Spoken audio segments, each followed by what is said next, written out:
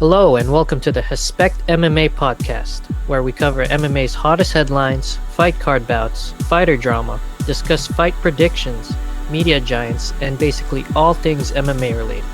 Made by fans, for the fans. This is your host, Hespectful Keith, and I'd love for you to come and join me here, often visited by special guest and best friend of mine, codenamed Throb, Lowe, as we share our memories, takes, and opinions on the frequently changing landscape that is MMA. Now, without further ado, let's MMA and chill. Have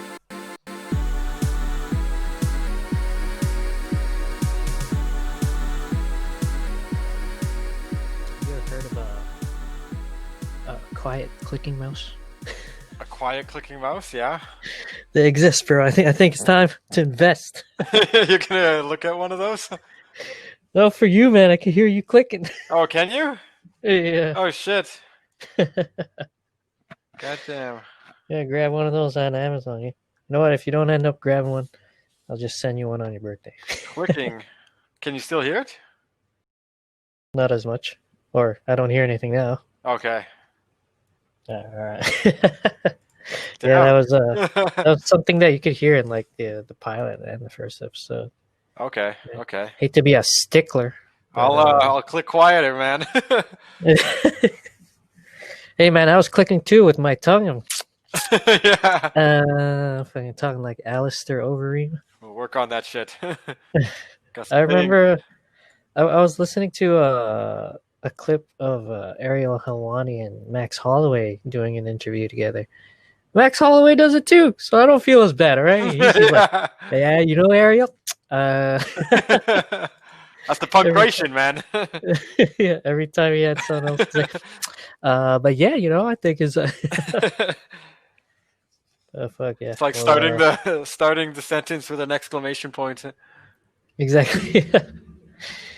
Oh shit, but yeah, we'll work on it definitely. Whatever. But yeah, lots to unpack. Got two cards quickly brush through before we do predictions on the upcoming Conor card with Poirier, 257. Hello everybody. It's the Hespect MMA podcast again. Hespectful Keith here and Throb Lowe. Yeah, so here we go. Let's dive right into it. So I don't know if you noticed, but crowds did come back for the first card of the year. Oh, was that the Holloway one? Yeah. I think Dana said either 1,000 or 2,000. Yeah, I heard 2,000. Mm-hmm, I think that's what he said. Yeah, so that's their first time back since the March of 2020, and lockdown just had them all gone. March of 2020.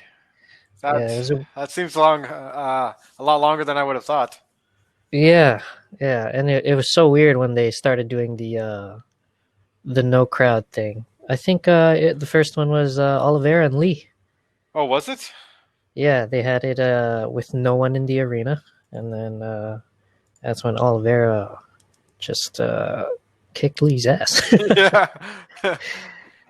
Yeah, but that was the first time, and then there was a bit of a break, and then I think a month or two later. Yeah, I remember the break. That's when the Fight Island rumors were swirling, and people thought it was going to be like some Street Fighter level. Yeah, man, I was thinking Dead or Alive, right? Like, you know how they do the promo for Yaz Island lately, where they actually have an octagon on the beach? I think I've seen it. Yeah, where they're throwing strikes in the octagon. Right? Yeah, that's what I thought it was going to be. Like they literally did build that thing, but that's not where they're fighting. Unfortunately, it's too hot. Yeah, too hot. Definitely. Not to mention, people can just catch the fights for free from a distance. Mm-hmm. Yeah, and then what was that? When did they come back? Or what was the last event? The last event where they had crowds was Adesanya versus Romero. Yikes! That fight was a bit stagnant. Yeah. You remember that one?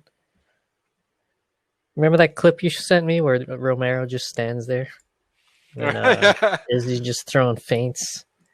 Yeah, that was a bad one. Didn't live up to expectations. No, That's okay though. not a You lot had of it do. Joanna and Whaley co-main, Oh yeah, and kind of that's maybe it just built our expectation too much. that was one of the fights of the year. Yeah, definitely.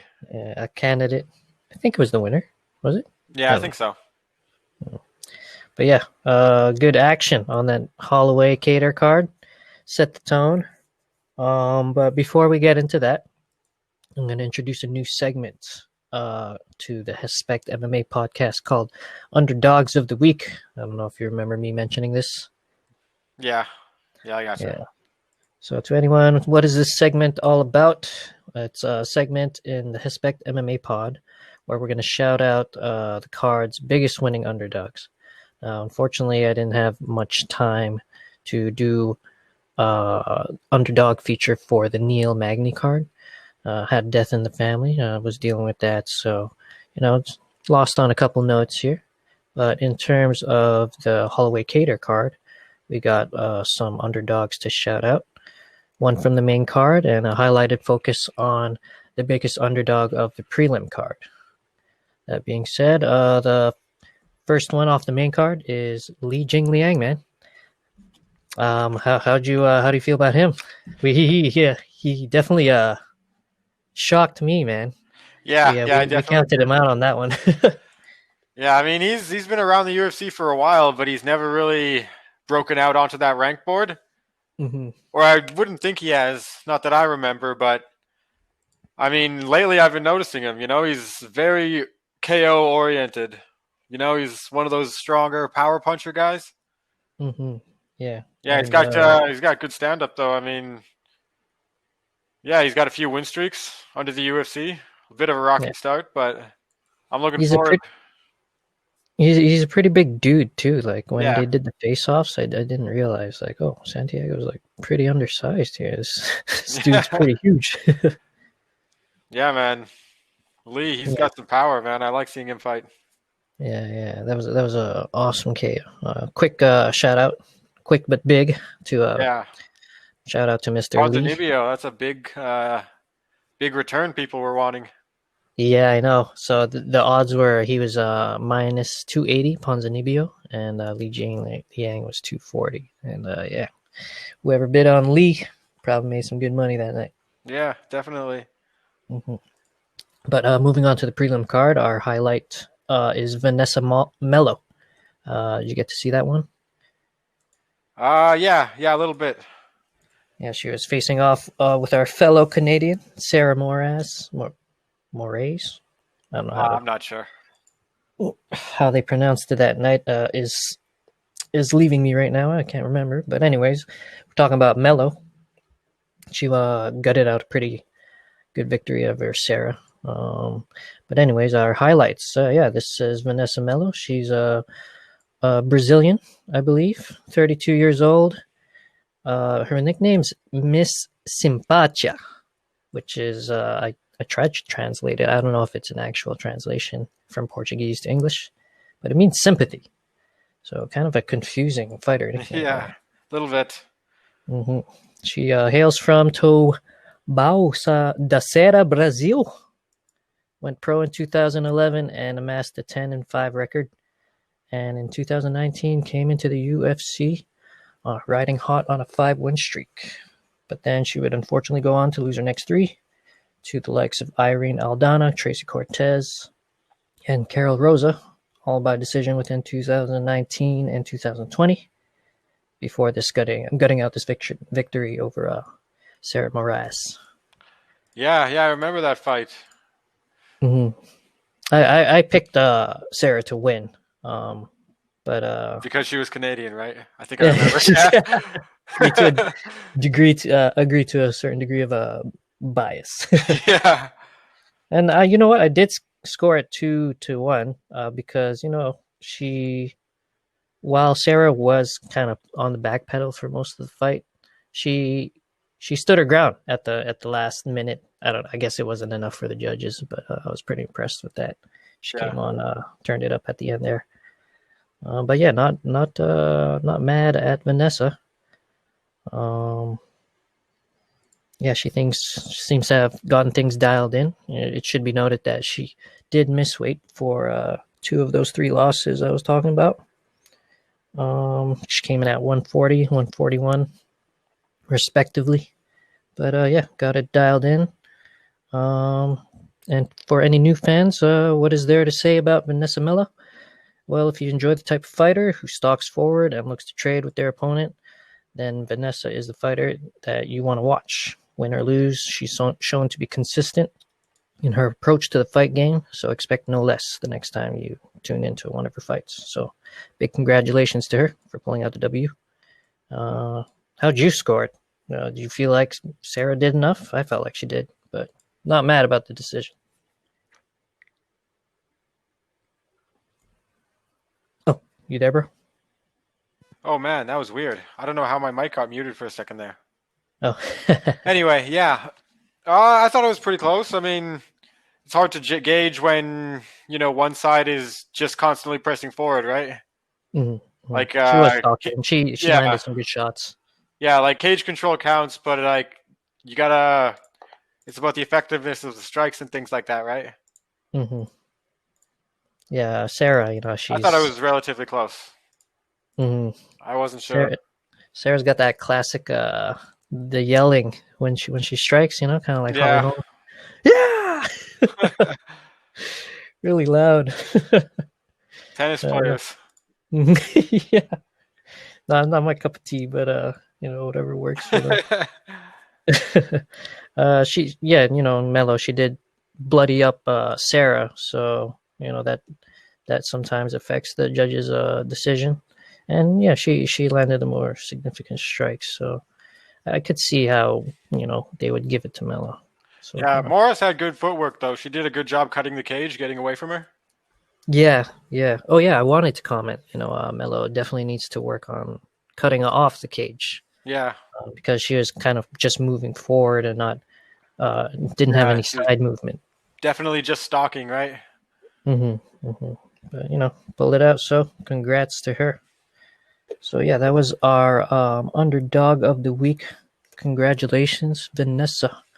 Moving on to the entire card itself, Holloway Kattar, the first match of the prelims, Austin Lingo versus Jacob Kilburn. Did you happen to catch that one? Uh doesn't ring a bell, but I've been kind of focusing on the Magny Chiesa matchup. Oh, okay. Oh, so wait, you watched Holloway Kattar though, right? Oh yeah, I watched that card. Yeah, okay. Well, if I could have any comments for Austin Lingo and Jacob Kilburn, it was a good hard fight to start the card. Austin Lingo, he obviously pulled out the gritty unanimous decision over Jacob Kilburn. He was a Lingo. He was a marauder in the first round. He had a knockdown, and he hurt Kilburn so many times. But yeah, Jacob showed a solid chin, heart, toughness. He tried to do some clenches, tried to take down Austin, but yeah, Austin Lingo was on point with his defense. Jacob did have takedown in round two, but he let it go. It was kind of weird. Maybe I think a lack of advance. Maybe that's why he backed out. But yeah, I liked Austin Lingo's stance. It's very tight. Mostly straight punches. He has an awesome reactive takedown defense. Good hands, and yeah, he showed some wrestling chops with his own takedown. But yeah, I did agree with the decision, Austin Lingo. But near the end, Jacob was starting to turn the tides. It seemed like he was coming on stronger. Oh I yeah. think if it was if it was 5 rounds, I think Kilburn might have taken over. But unfortunately, those guys are pretty far from main eventing. So Yeah. Was that the headlining card for the prelims or the the first fight. Oh, the first fight. Okay, yeah. For that card I was mainly focusing on the main event. Oh, okay. Yeah, no problem. Just gonna give some quick shout outs to these guys in the prelims then. Yeah, no problem, Uh, man. Go do your thing. Yeah. So I also watched David Zawada. Well, after that fight that we were just speaking, Austin Lingo, Jacob Kilburn. Obviously, you had Melo's victory. David Zawada and Ramazan Emeev. Zawada, he had great low kicks, good takedown defense. Emeev, he really had trouble getting those takedowns. He kept eating those leg kicks from Zawada. In the second round, Emeev did have a big takedown, and sorry, not the second round. I believe it was the third round. But yeah, in the end, it turned into some crazy technical brawl, and Emeev got it. He won the scorecards. He had the takedowns, more top control time. It was a scary split decision, I guess, for both guys. But Emeev definitely took it in my books. Oh yeah. So you got that one right? I believe I picked Emeev. I would have to look. Don't even know where my phone is. I should grab it. Oh wait, yeah, it's sitting somewhere else. But yeah, I believe I picked Emeev. Okay, yeah. Yeah, so just IG. how are your picks doing lately? Not good. Not good. Not good. If anybody wants to check out my IG page, I put up a percentage. It's at 43 right now. So 43. So you got to bump it up, man. It did go up 3% with the Neil Magny card. But you got one fight? Yeah, I broke even. I got 3 out of 6. Yeah, so not a good start. Let's see if we can turn it around in the first quarter. But yeah, moving on from that, did you happen to see that heavyweight fight at least? Carlos Felipe, Justin Tafa. Oh, Hunt versus Silva. Yes. yeah, I did. I did manage to catch that one. That one was an awesome one, man. Tafa's from Auckland, New Zealand. Those guys have been putting in work. Felipe, Felipe, he was the Brazilian. Yeah. But you got any comments on that one? I don't know, man. That was just a good match, man. Good back and forth and things like that. Yeah, man. Like high risk chess. Yeah. Those guys are throwing hard. They're both the same, physical size, physical build. They got a very similar style too, right? Yeah. They're very. I'm saying is rock'em sock'em robots, man. Yeah. I mean, Tafa had some nice kicks, but it's kind of hard to distinguish which one is which. Yeah, very similar styles. Yeah, very. Honestly, I love kicks by both of those guys. Like, we need more heavyweights like that. We need more heavyweights that kick, like Crow Cop. Yeah. Or, God, remember when Kane threw a spinning heel kick? What does a heavyweight do that? Yeah. I mean, I remember JDS said that the spinning heel kick he knocked out Mark Hunt with was the first one he'd ever thrown in his career. So he's got 100% finish rate with that kick. Yeah, in the cage too. He's just like, wow, I can't believe I did that. Yeah, that was a good fight though. That Tafa Felipe. Mm-hmm. You remember that third round where they were just like, they're boxing. They were head to head, right? Yeah, they were both just bobbing and weaving, off, right? Yeah, they had their guards up. They were both just waiting for the one to land, open up a combo maybe. Yeah. It was definitely an understandable split decision. Yeah, I went to Carlos Felipe. I did pick him to win. Mm-hmm. Yeah. I did pick him to win, but I felt Tafa edged it. Yeah. So, yeah, tough call. Yeah, tough definitely. Call. Who knows? I mean, Felipe had some serious body shots too.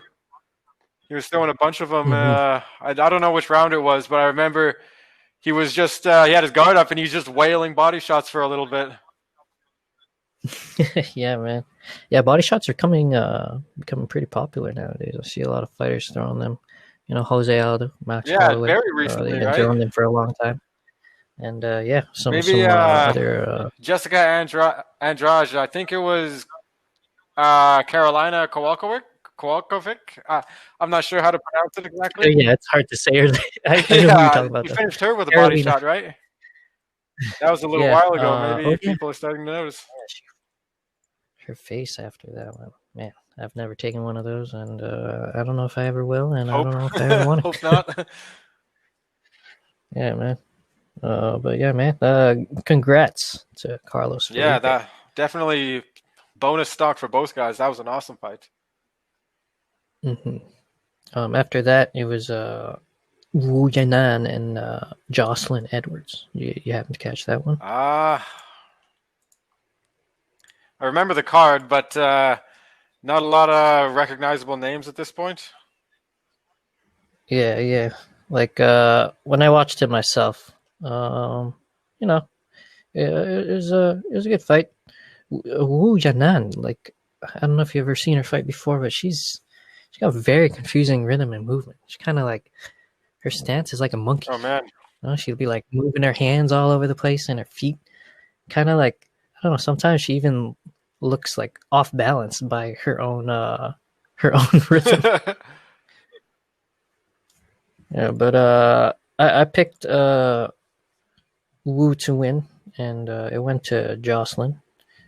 Jocelyn never seemed to be in much danger, but I felt like she was perplexed also by Wu's kind of weird ass movement. But she got the decision to Jocelyn, and I don't know. I don't know if I agree with it, but yeah. What can you do? Yeah, I mean, movement is it's one of the more difficult things to predict, right? hmm Especially for someone like Thompson. After that, though, we do go into the main card, and damn, I should have never picked against this Hawaiian right here, Punahele Soriano. Do you remember that knockout? Oh Yeah. yeah, yeah, that was a good one. Jesus, poor Dusko, poor Dusko. He's got the evasion kind of fighting style, but Soriano just a Hawaiian tank, man. Yeah, man. Short fights, man. I think I that believe, was the first round, right? The knockout. yeah, the first fight of the main card. Yeah, Um, I did struggle to the pick because it's hard to pick against these European guys lately, especially the Russians. yeah. I mean, props to Khabib. He brought that region of the world into the world stage for MMA. Now there's a lot of people from that general area who are making a statement. Really. hmm I thought Disco was going to be one of those guys, but and he looked good. He was avoiding shots for a while, but Soriano stayed game, and he just every time he landed, you could see Disco was like, the life bar. Yeah. It was just chunks going away. Yeah. I mean, I should have never doubted the power of that Todorovic, bomber. he's got a really almost overly relaxed stance about him. He looks like he came in wobbly almost. Yeah. He's kind of like what's that? Waving inflatable. Oh yeah, the wacky waving inflatable arm flailing tube man.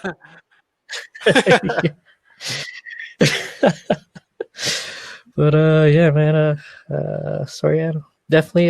You know what? I'm probably not gonna pick against him next time. Yeah. So all the best to him in his next bout. After that, it followed by Joaquin Buckley versus Alessio Di Chirico. That's another upset to the card. Yeah. Joaquin Buckley, man. And had a we jumped on the train and it crashed. Yeah, basically. I mean, he had all that hype coming into a quick turnaround, and it just didn't work out. Did not work out. Not at all. And Alessio props, like we did say that they might have an ace up their sleeve. They took Joaquin's general aggression and was able to land that high kick. It was amazing upset. Amazing upset. Yeah. I mean, it was a weird angle too. I mean, I'm not sure what Buckley was in the middle of doing, but he went low and then kind of ate it on the top of the head, right? Yeah, I think he might have been either going for the takedown or threatening Yeah, it, and maybe. Alessio just Yeah, maybe it timed it. was like a feint or a level change that he saw and just timed it perfectly. Yeah. Yeah, I do remember how Alessio, during his post-fight interview, he said that something along the lines of, it's disrespectful to not interview both fighters after the fight. Oh Yeah, he no, said no, something like no. that, and then he didn't have any follow-up of any kind. There was no back and forth. And then they just handed the mic off to Daniel Cormier, and while he was doing his little wrap-up, saying his name and everything, you could kind of sense that DC was not wanting to, react or reference the whole interviewing two fighters. Yeah, he was the exact guy that Joe Rogan Yeah, said you shouldn't do that to because he just yeah, got because knocked out by John yeah, Jones and he just started crying. after that, yeah, Joe Rogan said that he regrets doing it, right? Yeah, exactly. So kind of a coincidence that DC would be the Yeah, one interviewing him I'm when not he sure if it says was something DC like that. interviewing him or DC was the one still, talking over the microphone or like through his headset. Okay, like when they walk off the Yeah, yeah, screen or something like whatever. that. But I remember it was just kind Okay. of like you could kind of hear it in DC's voice. It seemed like he was a little, just kind of wanting to wrap it up and avoid mentioning the speech. Yeah, yeah. Yeah, it's tough, like especially ask anyone, not even a professional. If you get finished, if you get knocked out, and you wake up and people are trying to tell you and you're not exactly sure what happened, did you want to get Yeah, that's not a interviewed? good moment. You probably shouldn't get interviewed. Yeah, so yeah, good job on the finish, Alessio, and let's not worry about the Yeah, politics here. yeah. I just thought it was Yes. a little awkward. This does sound awkward, but it can't be any worse than some of Ben Rothwell's Oh post yeah, fight. that man is a lot of awkward. It's like Yeah, that's 265 pounds accidental of it. cringe. Yeah, man, that's accidental cringe. Like not like Cahuto. Yeah. But yeah, what's next for Chirico? What do you think? He does have a loss to Kevin Holland, so maybe they rematch. Maybe he becomes the headmaster of momentum theft if he beats Kevin Holland, Yeah. right? I think Vanessa Mello and Chirico are in the same boat where they just got to take whatever fight the UFC gives because they were both on a 3 skid, Hmm. right? And usually it doesn't take long Yeah, after that before they let you go. And even though a yeah, win is yeah, a positive note, I think they're still in that position where, if they're ready to fight and the UFC throws them a name, they should probably take it. yeah, yeah. And I'll be looking out to see if he's on a strong bounce Yeah, back. yeah, Maybe he definitely.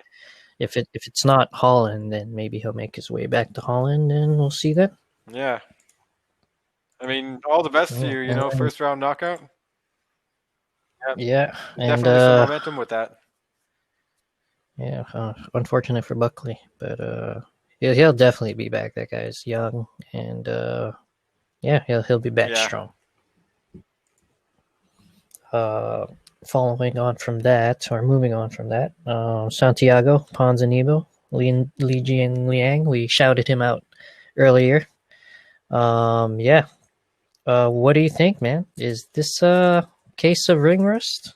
Do you think maybe Ponzinibbio didn't have his timing down after being away from 2 years, dealing with all the sickness, or do you think Li Jingliang just, he's just a marauder? Yeah, I think it might be a combination of both because, I mean, I Mhm. don't know how much training Ponzinibbio was able to do while he had, what was it, a blood infection of some kind?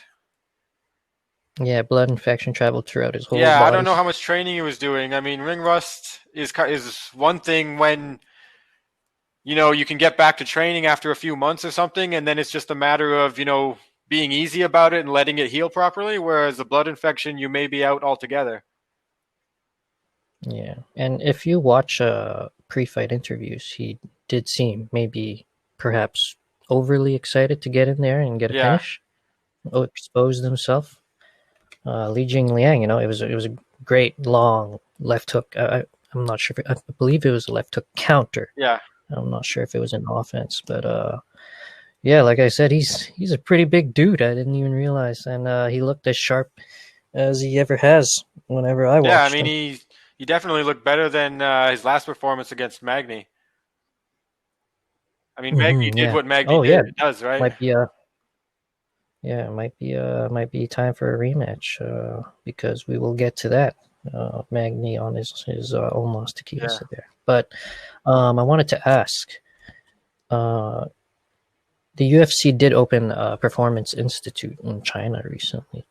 Do you think this is the product of that? Do you think Li Jingliang and all these Chinese fighters are like getting the work in, and it's just the rise of the Chinese fighters right now? I think it might be because the UFC banner is like international and blowing up like crazy. And I Hmm. imagine fighters of all kinds in China hear about a UFC official gym opening up. You're probably going to get a lot of different people coming together to share their skills, right? Yeah, I don't think. I I'm don't not think, but sure if he I don't know if you specifically noticed, but trains at that center though, Lee. oh, he must. Yeah, I mean, he's a Maybe, I don't know. UFC fighter for the last, I don't know, 5, 6 years. I would think he does. Yeah, I mean, Wei Li's. Oh, made that sound. There he goes. Wei Li's dying. She often trains Okay. there. Hardest working strawweight right now. Yeah. Jesus. Yeah, well, I imagine Lee trains there, and it could be because a lot of people's, combat sports backgrounds are usually based in one style. Yeah, I Hmm. mean, Yeah. nowadays you have people training from a very young age specifically for MMA altogether. And then that's a Yeah. lot of people, Yeah. So. a lot of skill sets, a lot of different sizes and ranges of like weight and everything like that. I imagine Lee has a lot more training partners, a lot more ways to like Mhm. diversify his game. Yeah, and those institutes, they like break it down to a science, like recovery and weight cutting, dieting, and as well as the fighter facilities, for training and stuff. Yeah. It's pretty high end stuff, man. Um, I don't know if you noticed, but they've been putting a lot of Italians on every card, and I think they're trying to break into that Yeah, market. I imagine they would be. It's a good region of the world where they don't have any kind of bases of operation yet. I mean, I'm Hmm. pretty sure Dana And White they've wants to got make Yaz Island the new fight capital. yeah, it's looking like it's shaping up to it. And as for the Italians, I believe Martin Vittori is also Italian, so he's heading that. I believe heading that Yeah. wave. Moving on from that, though, another upset for me. Not much of an upset for you. Yeah. Carlos Condit got the job done against the immortal Matt Brown. Didn't kill him though, No. so the immortal stays Yeah, stays on. still gets it. Yeah, but how'd you score it?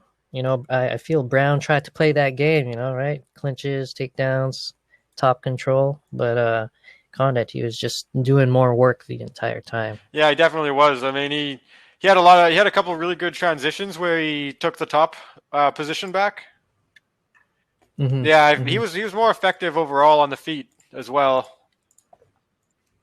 Yeah, I was surprised I really felt his grappling was on another level from what I remember in past performances. Like you could feel it. Yeah, he was definitely making all the right moves.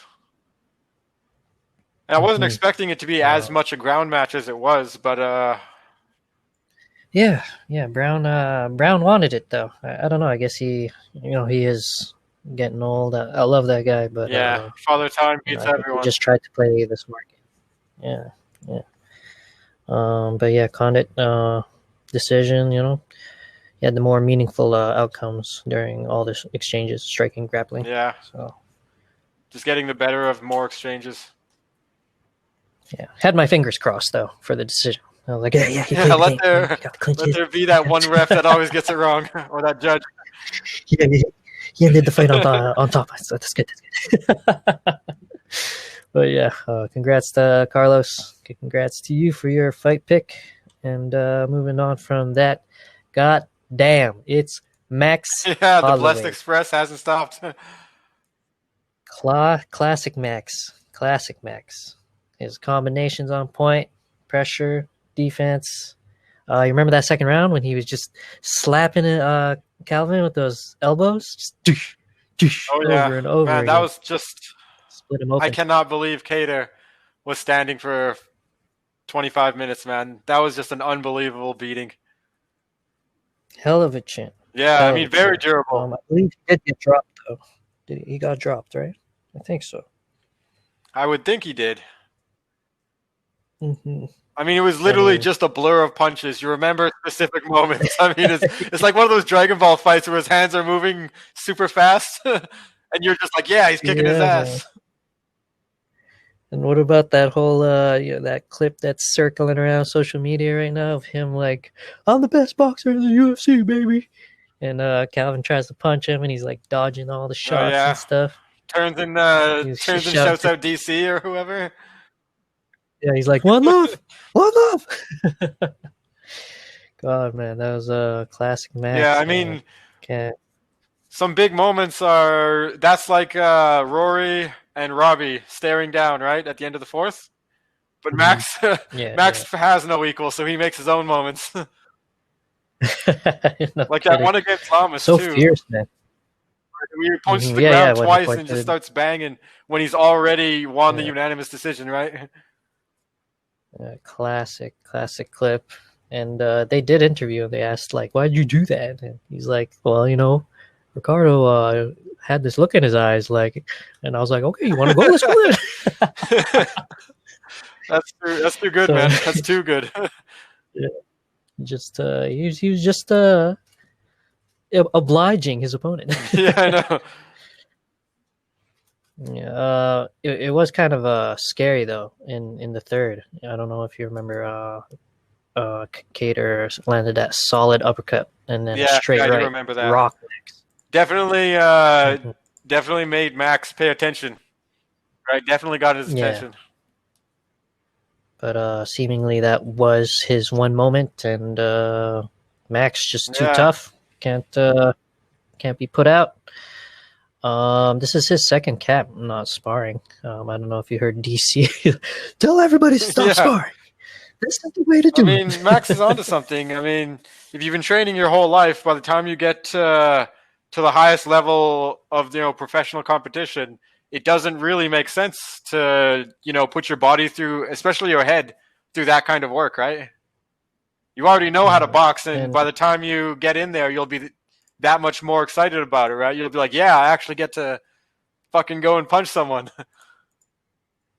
Yeah, and if you've been elite for a long time, then hopefully you don't get caught and you can get the timing on the spot. Ironically, Tony started sparring, right, for Khabib. He wasn't sparring for a while. That's when he went on his win streak, and then he sparred for the Khabib rematch. Obviously, that fell out once again. Yeah, he ended up fighting Gagey and Oliveira, and apparently he was sparring for those.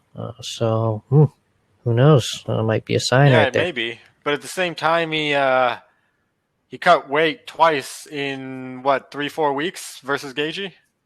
That too. Yeah, that was a big I think it was 4 weeks apart, the fight dates. But still, that's pretty serious, cutting weight like that. Yeah, it was within a month. Yeah, he never said anything about it, but when they asked Gagey what he thought about what Tony did, Gagey's like, I know it would affect me. Yeah, I mean, it takes if he did it, so. It takes weeks to slowly cut your weight down like that. And I mean, I can't imagine you can just recover and Tony that quickly, even without having to fight, and then do it all over again. I was thinking how hardcore it was as a Tony fan, but obviously maybe if he had just done it once for Justin, because he got demolished, but he did hurt Justin, I believe, in the end of the second round. before the round ended. So who knows? Who knows? Maybe we should open up Yeah. the nickname CeeLo Hydrated Kane, Tony. Hydrated Tony. What's the other one? Yeah. There's another name like that. I forget What do which you one mean? it was. For who it was for. Oh, it'll come to me. Don't worry. All right. But anyway, yeah, back to Holloway. Well, Calvin, big respect to him, Hespectful, Calvin Kattar. He's so game. But like you were saying on the first episode, there's levels. Yeah. He's just not there. To take from Bill Burr, Max was just like waves on an open shore. Whoosh, just eroding a little more of Kattar Yeah, every that's round. exactly what it is. Keep in mind, those waves are going for 25 minutes, too. But yeah, no kidding, right? So yeah, you definitely will end up out on a buoy, and all the sand will be Yeah. gone by the time Max is done. But yeah, I guess you can only learn, right? Look at freaking Brian Ortega, right? He got that championship rub. It was a rub of over 700 Yeah. strikes, He may but it was a rub have nonetheless. touched him up a couple times. Yeah, so maybe he should go on a hiatus like Ortega and come back and Yeah. make work of another contender. I think he What do you definitely needs think? to take some time off. Just because Yeah. that's gotta do some damage. There's got to be some things he's Okay. extra medical attention maybe for a while, just make sure everything's okay. That's how many strikes did he land? 400 and something. That's a lot of I pain. think so. Like Yeah, I over mean, I half hope of the what he best. I mean, threw, I Cater's believe. he's an Yeah. exciting So fighter. He's definitely a good boxer. He's obviously durable. He can fight for 25 minutes. I think if he heals up and comes back, he'll still be in that top 5 pocket. Still be able to, yeah, still be able to, yeah, he's got great killer instinct. challenge the other contenders for the spot. Yeah, but Max dismantled him. Yeah, time to take a break. And what about Max? What do you think? I guess he's just sitting on whoever. Does he get the winner if Volk wins? I don't know. I'm Such not a weird sure. spot. What It do you is a think? definitely tough spot because, I mean, as much as I want Max to fight for the title again, I honestly don't want to see him fight Volkanovski again. I already feel like he won the second. Most people do. I'd much rather see Holloway fight a new But opponent. yeah, yeah. Maybe I move up to 155. I think he's been doing a little bit of weightlifting and stuff. So I think he's adding some power into his shots. He's been dropping guys. He dropped Volkanovski, if memory serves me Yeah, correctly. So who knows? He would be a little short. I think some of the guys are really tall in that division, but it's just such a rough spot when on paper it's I got 2 red checks against the yeah, reigning champion. So yeah. I know, right? hopefully I Ortega mean, wins. Sorry, people Volk. kind of don't like Volkanovski, or the fact that they don't like him is unwarranted because Volkanovski didn't do anything wrong, right? Volkanovski did exactly what he's supposed to be. He fought Yeah. Max. I think he won the first fight, legit. And then even though he didn't want to fight Max again, he did it anyway Mm-hmm. because that's what the people wanted, right? Dominant champion, you give him a rematch. Yeah. And he wasn't the one who called a bad, or not call, I guess not a bad decision, but he's not the one who called the decision, right? Mm-hmm. Mm-hmm. And if you had to be absolutely generous, then Yeah, the yeah. I mean, takedowns. He didn't do anything with them, but yeah, you did mention like a takedown is a takedown. It's even if someone doesn't do anything with it, yeah. it's still a At the same reset time, button, it's right? So the I rules guess. are effectiveness, right? Effective striking and takedowns. So if you take him down Mhm. and don't do anything with it, he immediately gets back up. No ground and pound, no advancing positions, no submission attempts. It really just depends on, are you expending more energy than he had to get up, right? And did it really reset anything? Mhm. Yeah, definitely a tough Yeah. piece of the pie to swallow. But yeah, sorry, mate. Alexander Volkanovski. Sorry, mate. I hope you lose. I love you. But just let's keep Yeah. things interesting, I right? personally Let's keep hope it that interesting. Ortega wins. Yeah. Personally, yes, I personally hope as well. But Yeah. it's without any Yeah, I hate like like some Volkanovski. other people He's have. probably going to be around for a while at But, 145. I really don't think yeah. he could make any impact at 155. Yeah, no kidding. And you got Cahuto still poking around for that 145 title fight. He wants to be Yeah. quadruple C. Yeah, but yeah, such a fantastic card. Awesome. Really enjoyed it. And following that card, Chiesa Magny. I didn't get to watch most of the fights, as I was talking about earlier, dealing with loss in the family. But shout out to some card winners. I got it down here. Women's flyweight fighter Manon Fiorat.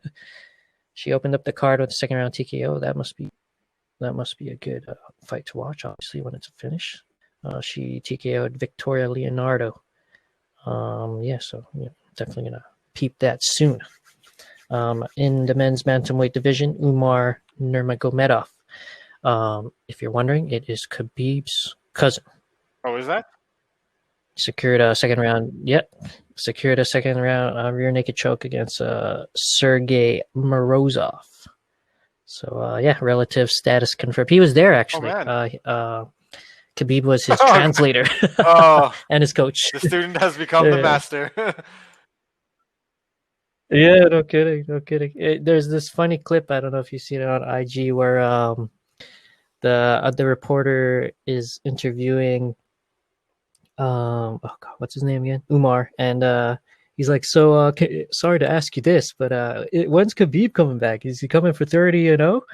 And Khabib translates it, and Umar's like, I hope, and then everybody's laughing, and then Khabib he translates it. I hope. That's hilarious. Yeah, man, fucking hilarious. So it's awesome to see him sticking around and supporting his own family. It's awesome. Shout out to Khabib. Moving on from that, congrats to Mike Davis, Francisco Figueiredo, and Dalcha Lungiambula, Sue Maderej. Oh, sorry, people, I'm butchering all these names. All these guys captured unanimous decision victories over their respective opponents. And another note: Francisco Figueiredo is Davison's brother, the current flyweight champ. So relatives be fighting on this card. Yeah, so I didn't get to catch Umar or Francisco, but I will definitely tune into some fight replays there. Also, one more congrats to Ricky Simon. I did tune into his fight against Gaetano Perello. Dang, I don't know if you've seen Ricky Simon, but that guy is, I say this a lot, but I mean, they're fighters, and a lot of them are absolute tanks. Yeah, Ricky Simone. He just bullied him the entire time, wrestled him down, got an arm triangle finish. It's really Khabib-esque grappling approach, minus the you smash. can't imitate the smash. Yeah, so I was on and off this card. Did you catch the Isaac Hurricane Ike versus Vinicius Moria? Second round KO. Who is that again?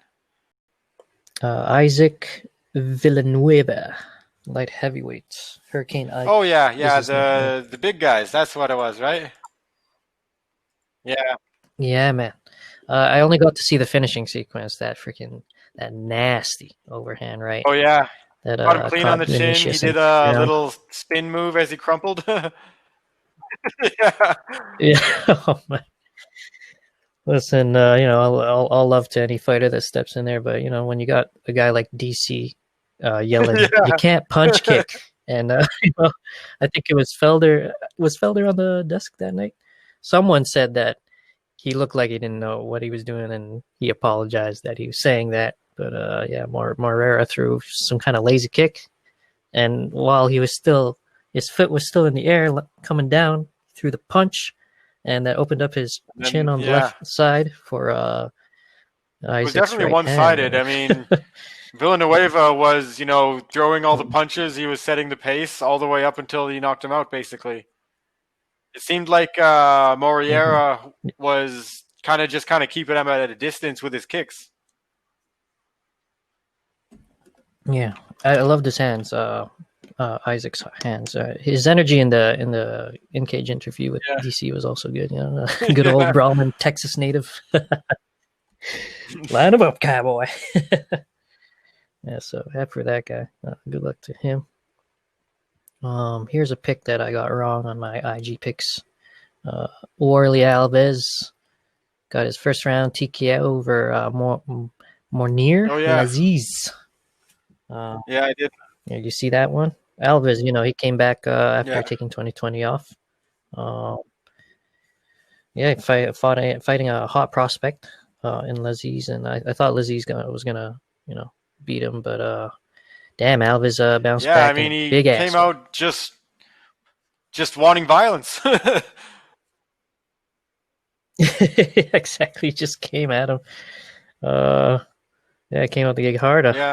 There imposed were a his will, few kept the clinches, pressure, but and he just wasn't having any of it. uh, those Yeah. body kicks that crumpled him. He threw like Yeah. three of those out there. His leg was popping up like a stapler. He pressed the Yeah. stapler down. Reminded me of But yeah, round 5 Robbie during his title run where he just nonstop throw everything he could, just vicious kicks.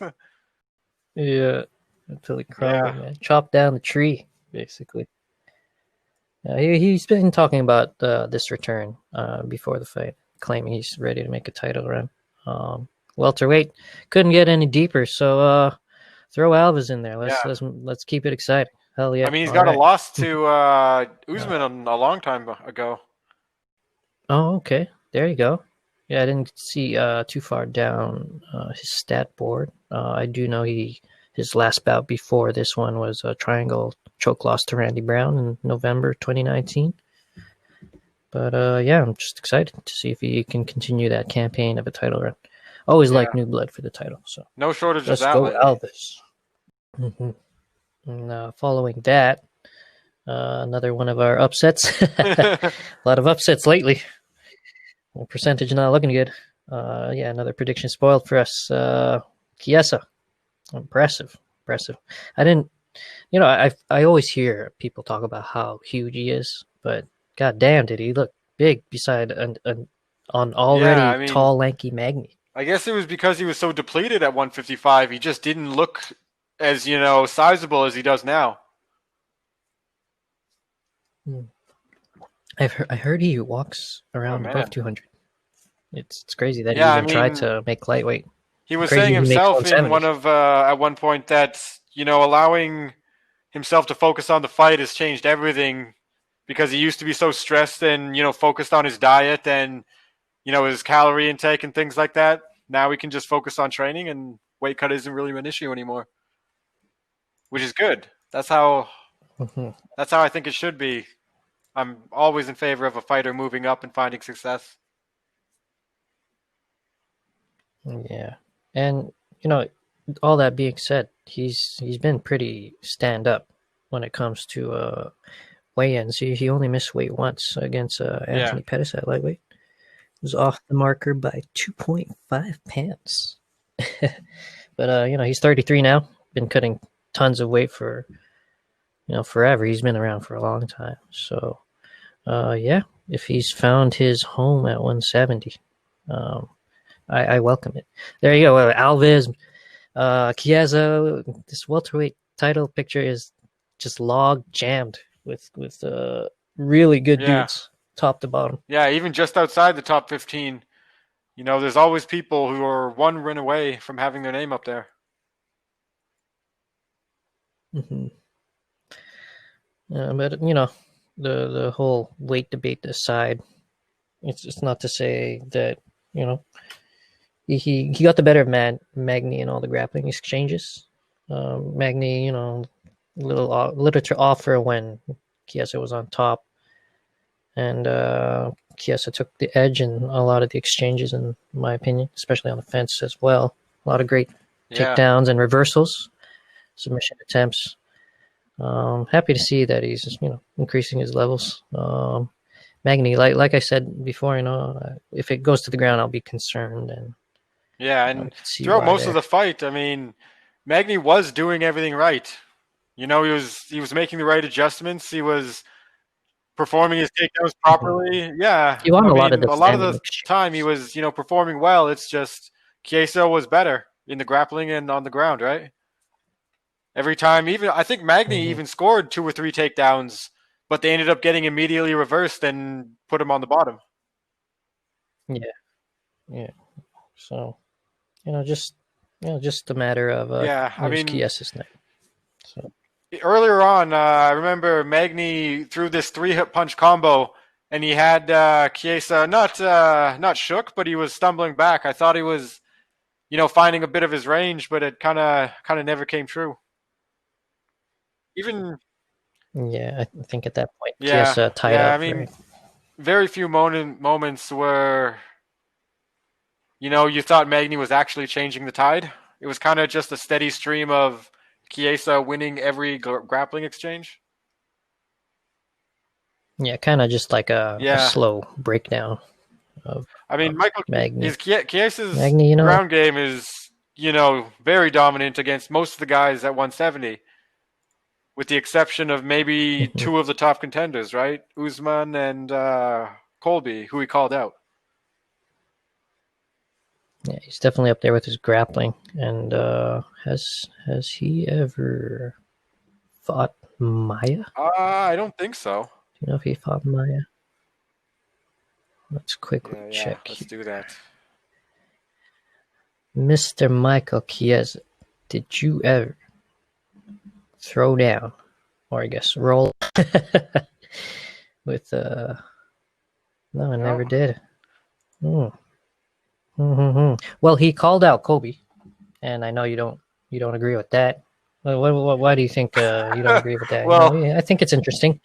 You got Kobe, wrestling volume, pace, and Chiesa, tireless power yeah. grappler, I I guess. mean, I think it's a bad matchup. I mean, Chiesa said himself that he thinks it's the most difficult matchup, and that's why he's calling him out, right? Yeah, he Oh, said okay, okay, mentally, okay. physically, all Pace. of that stylistically, he thinks Colby is one of the toughest challenges for him, and that's why he's trying to push himself to be able to, get past it. Yeah, Well, at yeah, least he absolutely. believes in That's always himself. a good thing. But I think, I mean, Chiesa's outburst against who was it, Lee? When he very Hmm. mildly mentioned his mother Given the and the kind of things that come out of Colby's mouth, I I know just his don't mama know bought if tickets. Chiesa will be able to keep his emotions out of it. I mean, that was a while ago, and I don't know how Yeah, he would yeah. react now, but just based on the Hmm. information we have, I feel like he might be able to get in his head. If there were betting odds on who's gonna win the press conference exchanges, Yeah, I bet bet the the house house, on Kobe. definitely. Bet Yeah, the house on you could Kobe. bet $1 and win 1,000 if But Chiesa wins that. and even just for that reason, man, Yeah, I'm gonna support that fight. yeah. Let's I have mean, it. Let's honestly, have it. one fight But I like is you know, Chiesa versus Thompson. yeah. Or Or yeah, I Maya, mean, right? does If Maya, Maya still have a fight on his contract? I would not know. I'm not sure. I But haven't seen or heard about Maya having a fight. mhm, mhm. Well, the more fan friendly one would obviously be Thompson, and it would be also I feel more interesting, just because we who couldn't take down Yeah, Thompson right now. Woodley's on a skid, and that's kind of like the last guy to give him trouble. So, excuse me. Well, except for Thick Pettis as well. yeah, No, he didn't have trouble with Thick Pettis. Thick Pettis just bounced off the cage and did yeah. some That's Showtime exactly shit. what he did. But yeah, we'll just have to see. I think we're gonna have to leave that one to the matchmakers. Yeah, That's such a complicated he's got a four title strike, picture. 4 win streak against quality opposition, but he's not quite. Give me one of those top 3 guys for an eliminator type thing, right? He's not quite there yet. Mhm. I mean, yeah, I don't know. It's a very tough situation. He's got a lot of options, but you never know which one they're going to pick. Clogged up welterweight title picture there. And let's move on from that. That is our card review, people. Hope you learned something. If you didn't, then it's not an us problem. It's definitely a you problem. Yeah, moving on from that. I don't know how much of the card you looked over. I tried to look over the whole thing. Poirier versus McGregor 2. The card that everyone's going to be talking about. And, Conor, classic Conor, the Irishman, we're not here to take part. We're here to take over. Goddamn Conor. He's just doing everything right. He's kind of a dick, but Yeah, he's man. doing everything right. Yeah, he's I hate to say it because he's not undefeated, but in terms of being a businessman and how he plays the field, definitely the Floyd Mayweather of MMA, man. Just cherry picking chess moves, and it's you love to hate him, you hate to love him. Fucking Conor McGregor. He's like he's honestly like Tony Stark a little bit, He's arrogant, right? He's overly confident in himself. He's very intelligent. He's not really someone I see it. You probably should admire, but you do. Yeah. Irish Tony Stark. Exactly what it is. Fucking Italia. Know what that means? Oh, pussy. Fucking card, but yeah, super excited for this card. Did you get to look at any of the upcoming prelims? Want to go over those? Who the fuck is Nick Lentz? No disrespect, obviously. Those Conor singers are what an underrated. They're gems, man. Everybody's starting to talk about Nick Lentz. Nobody gives a fuck about Nick Lentz. I'm gonna find that clip and post it, man. That's an underrated clip. Shit, but yeah, that's the early prelims. I was talking about the ones above those. Sorry, Nick. I know, right? Sorry. They did him dirty by putting him on the early prelims while Conor's way up there. It's the most shade I've ever seen. What I want to see is a backstage moment where they cross paths in like the hallways. Who the fuck is this guy? Fuck, man, but yeah, I think there's a big inside joke right there going on. But yeah, the prelim cards. The opener for that one is Khalil Roundtree Jr. versus Marcin Prachnio. Probably butchered that name. Excuse me, people. Did you get to look over those guys? Yeah, I was a little bit surprised that Khalil Roundtree got this guy. Yeah, I mean, Khalil Roundtree has had some pretty quality opponents lately. I mean, Cutabella, Anders, Walker, Gokhan Saki had some hype coming in. Yeah, Saki, he's a legend he's got his own career, right? Just unfortunately not an MMA guy. And he doesn't seem like he'd be that in that position to face someone who's 0-3 in the UFC. Mm-hmm. Yeah, maybe another case of some opponents thinking I got something on this guy, so let's go for it. Yeah, but I actually like Khalil. Most casual fans would probably say, I don't know who these people are, but this is a small matchup between two light heavyweights battling for position, and I think it's a potential fight in the night. Yeah, it definitely could be. Call me crazy. Yeah, but like I said, I'm a huge supporter of Khalil Roundtree. Love his Muay Thai, man. You see his he's matches? A very entertaining fighter. A lot of his fights are entertaining decisions or KOs. Yeah, like he trains straight out of the homeland, Thailand. So he's got super classic Thai style, snapping kicks, punches, super strong. Like, I love his low kicks. He snaps them out there in a traditional way. Good counters. Quickly touching on Marcin Prachnio. I watched his last two fights. He's got his own great low kicks. He's a karate guy. Switches stances quite smoothly. Seems comfortable doing so. Also strong in the clinch. I watched his fight with Mike Rodriguez. He was able to work him around, but they got caught up, I guess, in the action, and he got finished. That was in August 2020. And Khalil, he hasn't fought since losing to Ion Cutelaba. You ever watch Ion Cutelaba? Oh yeah, The Hulk? yeah. He's another name where That dude's intense, he's another man. one of those names where they have that style of fighting where as soon as you see their name on the card, it's just like, oh yeah, that's probably going to be a good one. Yeah, someone's gonna it's get usually finished. how it goes, man. Yeah, he's I don't know if you've seen the clip, but he's the dude that shouted in Khalil's face, and Khalil kind of like reeled back, and he's like, and then he like shook his shoulders, like, what the hell's wrong with this guy? But yeah, that match Yeah, I unfortunately didn't go his mean, way. was that the one where he got finished by like a 1 minute beating on the ground? Yeah, man, QT Lava, no joke, man. Just went in there like a Yeah, I bull, mean, wrestled him down. I remember Got he was on the takedowns. floor with his back against the fence, right? Yeah, and he just got Yeah, smashed. he did. Hulk Definitely smash. did. QT Lava, that guy is such a beast. So one thing's for sure when it comes to these guys, they're gonna come in and throw leather and limbs. So Yeah, I they're mean, gonna if bring someone doesn't pain. get knocked out You know. super quick, that's probably going to be some damage either way. Mm-hmm. I did pull up, did a little number crunching. The finishing rates for both guys: 62% finishes for Khalil and 76 for Martian. So obviously someone's gonna get Yeah, seems finished. like it. Well, what do you think? What's your prediction on this one? I'm not sure. I mean, I like Khalil Roundtree, right? Yeah, I recognize his name a little more. Mm-hmm.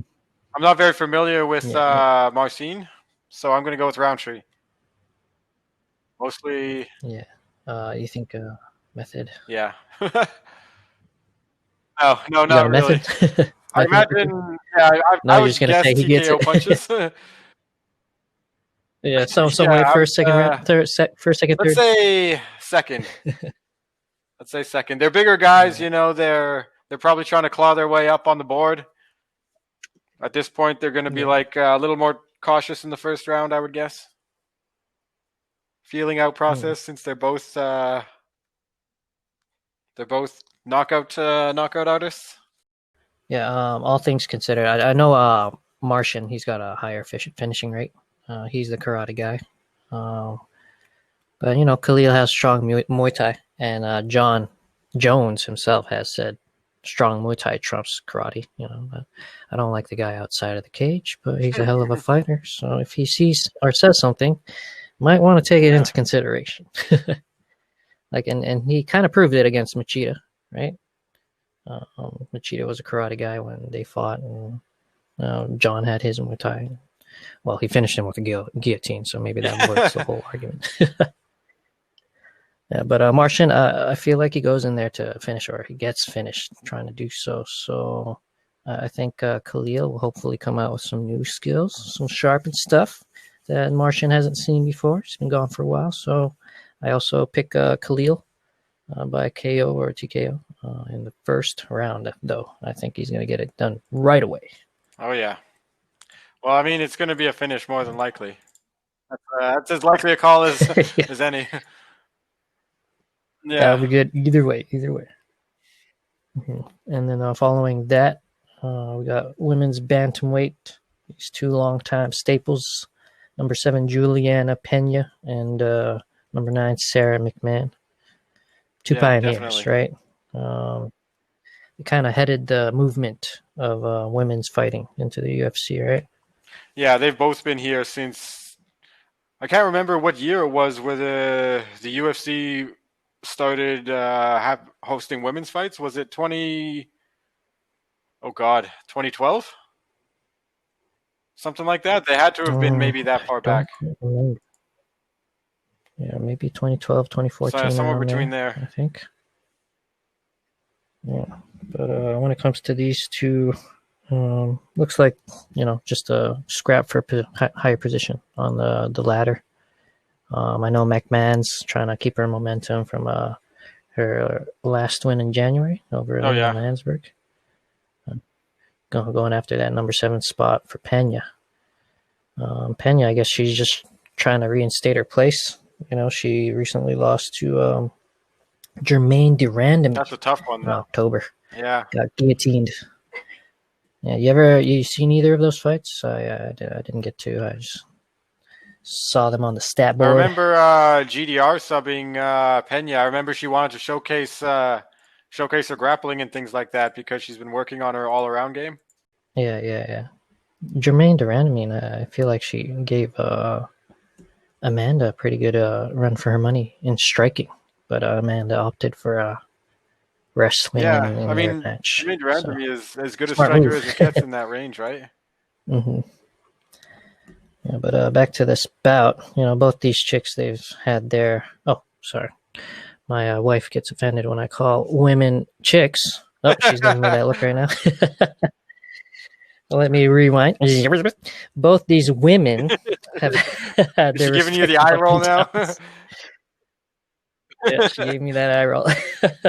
Hey, baby. But yeah, where was I? I was gonna say I was a huge supporter of Sarah McMahon. No offense. Don't know how I feel about it now.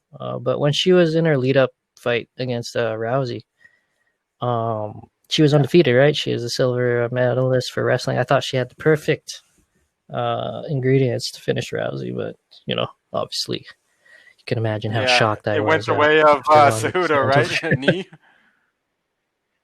Yeah, just Yeah. painful. She almost finished her too, right? Didn't she get her in a rear Did she? naked choke?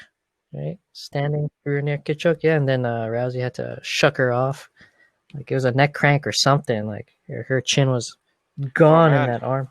I remember the closest I believe someone it or was the against most trouble someone gave her, or I don't know if you could call it trouble, but which one? Oh yeah, no, I think that was Sarah McMahon. Yeah, Yeah, it was that one. It was that one. That was the most trouble she was in before the the home matchup and yeah, the Nunes matchup. But at the age of 40, is that aura of championship potential still there? I personally don't think so. What do you I think? don't think so either. I mean, yeah, most careers, by the time you hit 35 to 40, you're not on the downswing, but depending on how long you've been fighting, how much damage your body has taken, things like that. Plus, it varies from person to person as hmm well. You never know how much of a title run someone actually has left, or how much possibility of one. Yeah, and being a former Olympian, like you got to know, she's got a lot of wear and Yeah, tear especially wrestling, on it's very herself. hard on the So body. yeah. As for Pena, I was always familiar with her name. She's from Tough 18, right? She won that season, showed a ton of promise, and she's only lost to the cream of the Yeah, crop, right? Quickly looking over her, Durandamy Pena. was the last loss. Yeah, Durant. We Oh, were talking about that one. Shevchenko. Look at that. Those last two losses to oh yeah, former champs.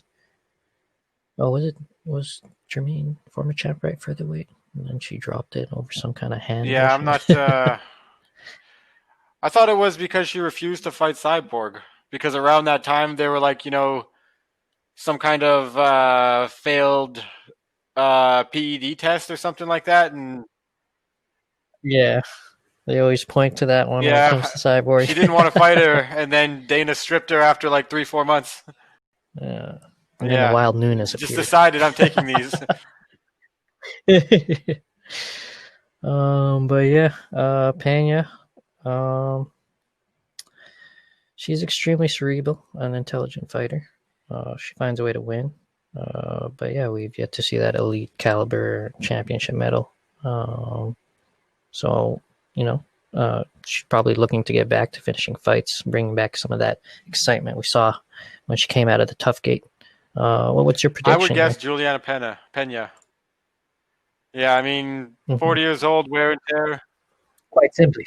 Yeah, I mean, I've always liked Sarah McMahon. She was always one of my favorite fighters at that weight class. But Hmm. time catches everyone, and I think Pena is one of the better fighters at 135. She's pretty consistent. Yeah, yeah. When it's not against a champ, Yeah, she's good, man. She's very well rounded. Yeah, just the only word I yeah, and can think like of is cerebral. she's Just a faced very smart opposition fight. before, right? She has those back-to-back losses she came back from, and she came back from the Shevchenko fight, right? So it'll be good to see Hmm. how she handles it again. So, what do you think the method of victory would be here I for would guess a Pena? decision. Yeah, more than likely a Decision. decision. I like it. I like it. I'd like to bump it up for Pena. I'm also picking her. Even if she's coming off a loss right now, I see her getting right back into the win column against McMahon. As you said, all up for Sarah McMahon, but I feel like the division has caught up to Yeah, specialists like her. And Juliana is one of those diamonds in the rough. She's hitting the age of 31, and I think we're going to see her come back and remind everybody that yeah. she's still there, just right there to make a run at the title. Um, McMahon, she's not a slouch, but I feel like she does have the tendency to get finished in her losses. So I'm going to place confidence that Juliana comes in with a second round submission. I think she's Oh going to sub yeah. her in the second Maybe get rocked a little. Maybe try and round. scramble Nice and for a spicy. clinch or a takedown, and then get caught in a bad place or something. Let's see. We'll see. Moving on from that one. Next fight is between middleweights Brad Tavares and Antonio Carlos Jr. Isn't Tavares? I believe he's ranked, right? I think he's number I 8 don't know if he's or that high. something. Oh, right. Yeah, I'm tripping. Middleweight's kind of stacked right now. Let's check right here. He is number 14. 14. Yeah, that I was am so off. quite Sorry, Brad a bit. Tavares. You might wish, man. Yeah, but this is a clash of two tough alumni. Brad Tavares comes from the 2010 tough with Yeah, Liddell and Ortiz. yeah, they've The both good been on old the roster days for a while. before Liddell lost his chin. Yeah, yeah. Antonio Carlos, he's from the tough Brazil number 3, where Silva and Oh, Chael, okay. right? Yeah. That's a memorable one. Listen, I got something to tell you, Throb. I can't let you get close. God damn. God Yeah, damn. I get you get close. I Yeah. think that's the mindset though that Tavares needs for this guy because Antonio. I don't know if you remember, but he's actually a former heavyweight from Oh man. Tough, so cutting all the way down. Now he's a middleweight. But yeah, he definitely Brad Tavares, as I was saying, probably needs to stay away from tying up with this guy. He's a sub specialist. He's got 8 of his 10 wins by submission. Yeah. Both guys are riding a 2-loss streak. Antonia to Uriah Hall and Ian Heitch. Brad Tavares to Edmund Shabazin and current champ Izzy. They've both been on the sidelines since 2019. I think the pandemic put them on the back Yeah. burner. Did that to a lot of people. Mhm. But interesting angle for Tavares. He's been sitting in the top 15 for quite a while. I think in terms of this matchup, though, it's a good play. Dip outside the rankings Yeah. for a comeback fight. Maybe kind of just I'm here. This is me. What's up, Yeah. Brad Basically just get back in the Tavares? win column. People recognize his name on the card by now. He's been around for a really long time, Yeah, so yeah. just getting back in the win column. I don't know what he sees, in the submission specialist that he might be able to overcome, or what the situation is there. But I have this one picked for Carlos Jr. Actually. Yeah. Oh, really? Yeah. What's the method of victory for that? How do you see I it would playing guess out? submission. Yeah, I mean, Submission? Yeah. You think he's going to be able to close the yeah, I mean, distance, Brad impose his Tavares is a will? good fighter. He's been ranked for a very long time, but I don't know. He just seems a little rough around the edges. Like he hasn't smoothed out his whole game plan, or his whole skill set yet. Mm-hmm. I mean, it's taken a while, Yeah, but it's been yeah, a it's while been a too. while. That's Yeah. what I mean. Yeah, I think a specialist like Carlos Jr., who has just as much experience in the UFC as he does. Yeah, I think Yeah. I just don't know if Tavares is well rounded enough to be able to fend off a specialist like him. Okay. Yeah, I thought you would pick Tavares. Yeah, I I like actually Tavares. picked I like seeing his Antonio name on the card. as well. Yeah, yeah. Okay, yeah. I got love for that guy, but yeah, it might be hate to say this, but it might be one of those Joe Rogan / Brendan Schaub situations, right? It's kind of like, all right, you're there, but can you be a champion? What is this for? Well, what are you doing? Are you just collecting checks? Yeah, So maybe he wants to be a champion, but that's where I feel it stands. No offense, Mr. Tavares. I'll do his spect. No, but he's 33 now, and I'm not sure where his head's at this point in yeah, his career. It's prime years, and it's kind of now or never. Antonio, on the other hand, is 30, right? He's got a lot less mileage. He's just dipping his toe into the prime athletic years yeah. for most fighters. And he's a submission specialist. So, maybe we'll see some growth in his striking since he's already got that down, and maybe he's got some problems to Yeah, present for you Brad. never know when a fighter's going to go on that miraculous streak that puts them in the title picture, right? Because I mean, Hmm. And after all these yeah, upsets lately, I'm I mean, hurting, Michael and I Bisping was understand. always a name on the rank board, right? And Oh then it yeah, just man, worked out for Bisping. him. The timing of a lot of things, the fact that he Yeah, man. actually beat a lot of a string of quality opposition and things like that. He's the kind of guy who was just ready for a fight. Amazing. Yeah, Yeah, freaking love I Bisping. didn't Yeah, like man. him earlier on. Yeah, I remember you Yeah, used to hate him, but I was like, it's a shtick, man. He's just a trash yeah, talking he British played the guy, game well. tough guy. Yeah, man. But now Darren Till's Yeah. representing in his honor for internet Oh, troll. can you imagine Bisping with a Twitter and Instagram account 10 years ago? Oh man, Yeah, that'd be awesome. A Rampage yeah, Jackson too, man. He's on the tail end of yeah. YouTube blowing up. He I would have mean, I been don't know who a manages the superstar. Beast's page, but it is absolute gold.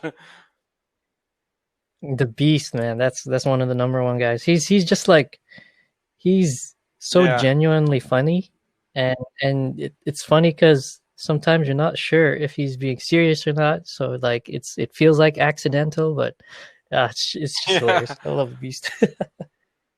There's posts of people getting messed up, and then it's just simple yeah. caption. He's Just okay. PSA. He's all right. He made it. But yeah, back to the fight. Yeah, I think Antonio Carlos. Even though Brad has never been subbed, I think Antonio's going to be the first one to take him there. So I got him by Yeah, second round sub. yeah. Moving on, the openers to the main card. We got women's strawweights, Marina Rodriguez and Amanda Ribas. Or Ribas. Ribas. We're going to go I think with it's Rebus. Amanda. Yeah, I don't Yeah. know. When I was The taking third a look, option. she's Brazilian. Yeah, I'm just going to say Amanda. But yeah, when I took a look at this bout, it's clear that Amanda is a streaking young prospect. Looking over the records, Rodriguez, she's been out here for a while, a year before Amanda, so a bit more time. She's from the Contender Series. I don't follow these two religiously, but I know that Marina came to the UFC with a 10-0 record, 10th win being a first round TKO over her opponent in Dana White's Contender Series. And she had kind of a confusing career since that. She went 2 wins, 1 loss, and 2 draws in 28 and yeah, 2019. And her most recent fight was a split decision loss to Carla Esparza. So really bad on the yeah. scorecards there I'm for her. looking over the records. I mean, neither of them are doing I mean, Rodriguez isn't doing particularly bad in her UFC run, but that's some Hmm. quality opposition.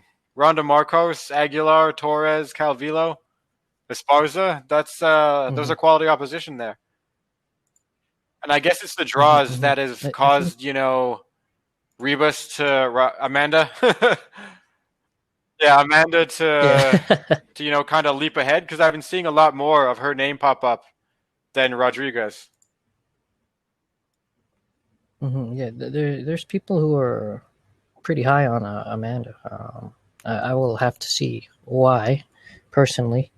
Um, but I feel like there's not much to say in the way of a possible contendership for both girls.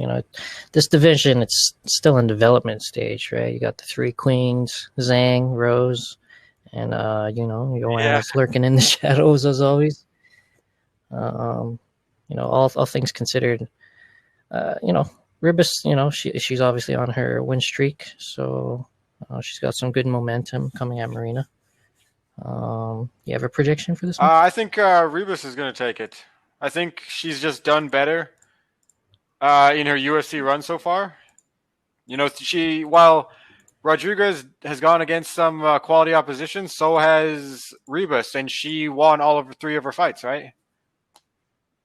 She's very well Hmm. rounded.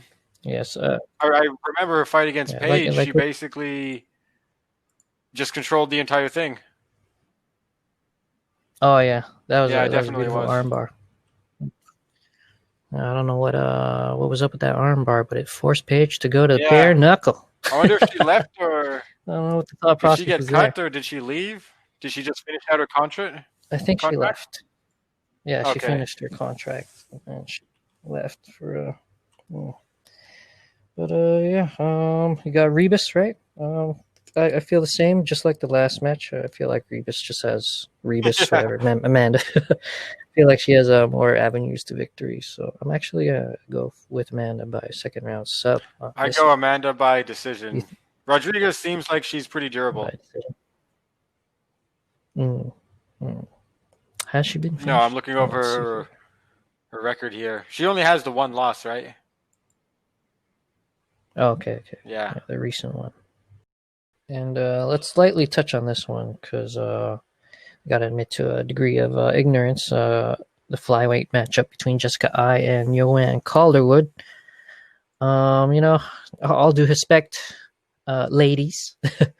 I wish them both the best. But this seems like just a clash for higher placement on the rankings. But you got the video game boss battle of Valentina Shevchenko up there, and it's just personally hard for me to see any of even the rank fights as anything but complimentary for the card and for the division. Um, got any comments No, there? that was basically hit the nail on the head. I mean, Shevchenko is an absolute monster of a human being when it comes to fighting. She's She yeah, embodies everything supervillain, she does and she's not is even a perfect villain form, though. perfect technique, perfect everything. It literally took the greatest female fighter of all time to beat her, right? Hmm. Yeah, Amanda Nunes, and yeah. So you got a decision pick for this one. Well, who do you think's coming out on this one? That's a very hard pick. I mean, they're both very experienced. They're both well Hmm. rounded. I mean, I don't know. I'm just gonna flip a coin and go with Calderwood alphabetically. Yeah, if I Yeah, had a gun to my decision. head, I would agree. I'm just gonna go call it a decision. All right, there we go, people. We'll learn some more on the night of. Moving on to the co-main. Um, yeah, man. Here we go.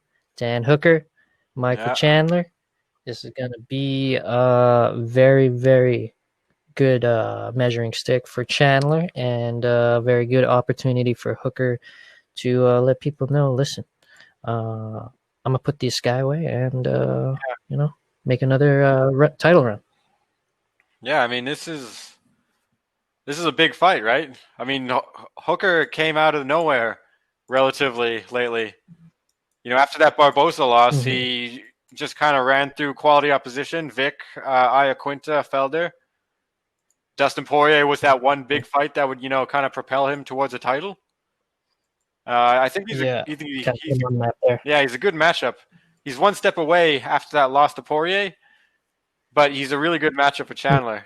He's very tall. He's got a lot of reach. He's a very good boxer. Very durable. Yeah. Yeah, one thing I actually been wanting to address, because when we talked about this a couple times, I forgot to, is I said it was a favorable matchup. Don't mean to get it mixed up, because it sounded like I was saying it was a favorable matchup for Chandler. And I love Michael Chandler. I follow him on Instagram. He's always posting motivational shit.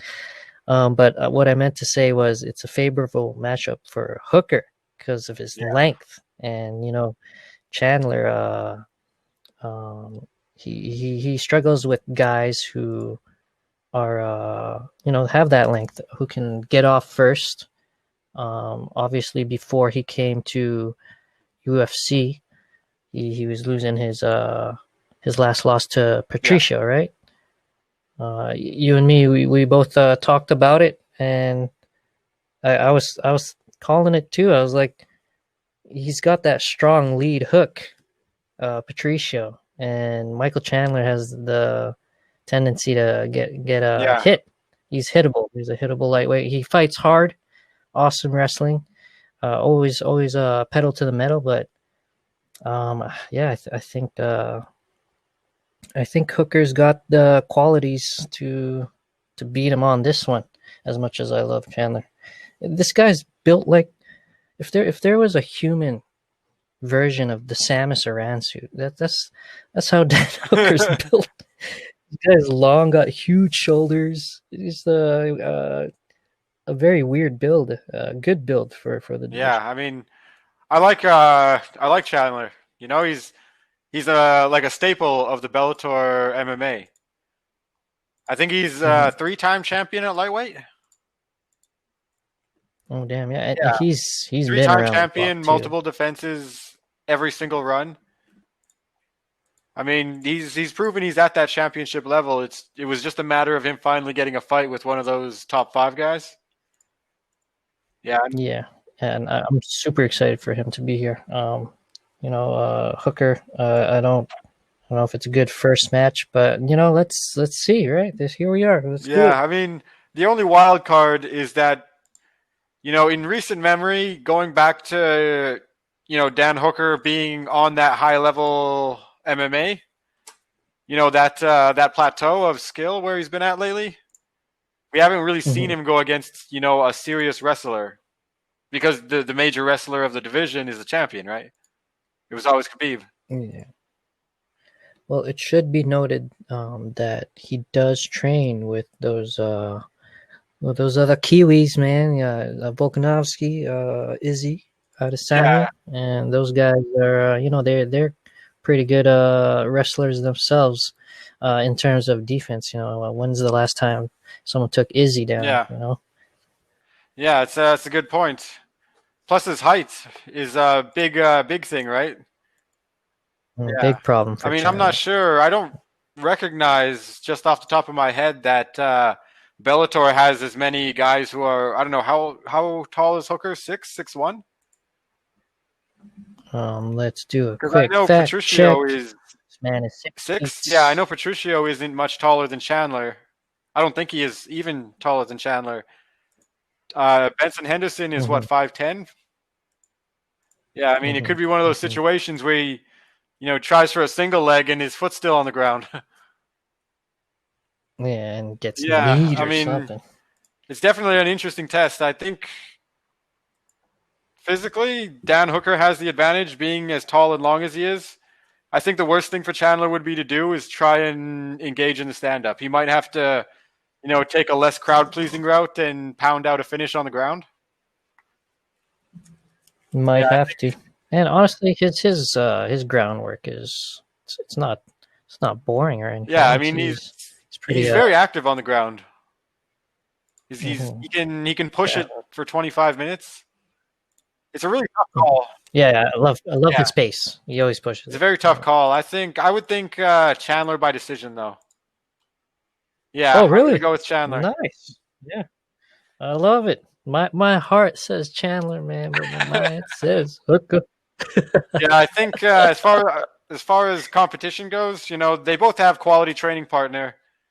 Chandler trains with Usman. He's trained with Burns before. He trains with a lot of guys Yeah, from the yeah. UFC, just like Hooker trains with a lot of those New Zealand fighters. Yeah, I think Mm-hmm. just body of work Mm-hmm. wise, I'm not sure Hooker has gone up against a wrestler like him, someone who's consistently going to try and push him against the cage and take him down. Mm-hmm. Okay. Yeah, I mean, Okay. Yeah, for me, it comes down to bet on that's the a good wrestler. take. That's a good take. Yeah, yeah. Yeah. Well, I like I said, my heart says Chandler, but my mind says Hooker. I think he'll be able to keep Chandler off, land shots he needs to, and honestly, I think he might put away Chandler in the second or Oh third man, round. okay, okay, interesting, interesting. Yes, yes, I got Hooker by second. Let's say third round TKO. You need some time. Give him some time.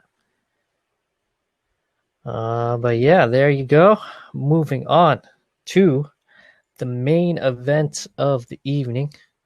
This pod's been particularly Yeah, a lot to long, cover. Three fights in but 1 week, two lot to cards. cover, people.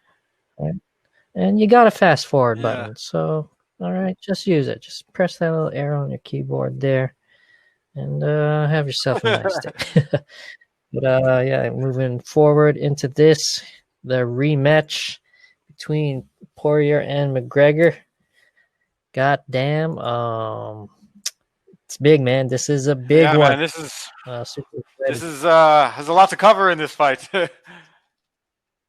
You know, it's a huge main event, obviously. Conor McGregor, polarizing as always. Yeah, he's gonna face off against How do you Dustin. how do you feel about the new respectful Connor? There was barely any singers Uh, in that last press conference. yeah, no kidding. I like it. I Yeah, like it. If it refreshing. should be noted, for his Cerrone fight and forward, he reconnected with his old boxing coach. And I heard an interview with this guy and Ariel Hawani, and he was very high on respecting your opponent. Yeah. You know, respect your opponent, be kind. You know, you're gonna go battle with this guy. Is he Um, still you know, you don't he's need to still be training brash. at SBG with Kavanaugh though, right? Yeah. Yeah, yeah. He just that's how he built this Yeah. team, right? He wasn't with his coach for a while. He left after doing a couple amateur bouts, I believe, and boxing bouts, and then that's he went on to MMA, and now he reconnected with this guy. Um, I did write his name down somewhere.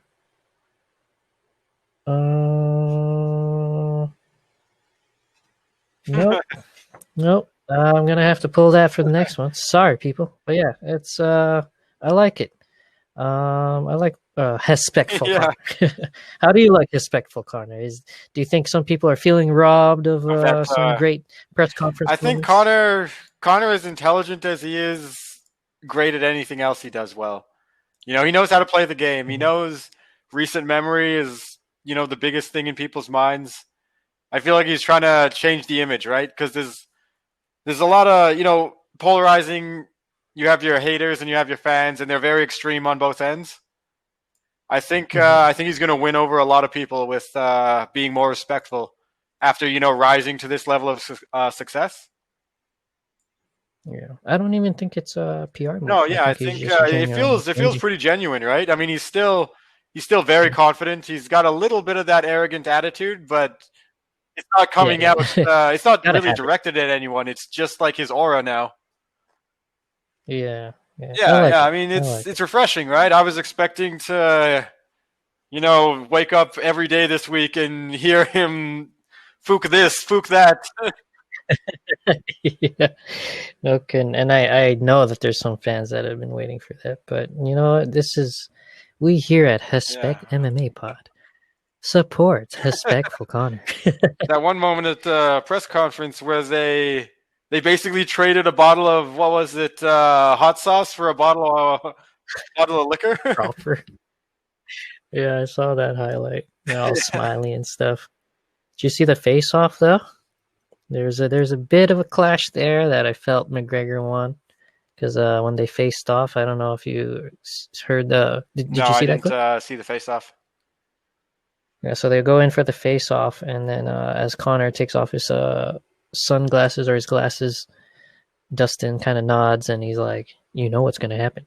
And Conor nods. He's like, "Yeah, yeah, it's okay. Uh, you know, I know. We both know what's gonna happen." And then that was the end of that.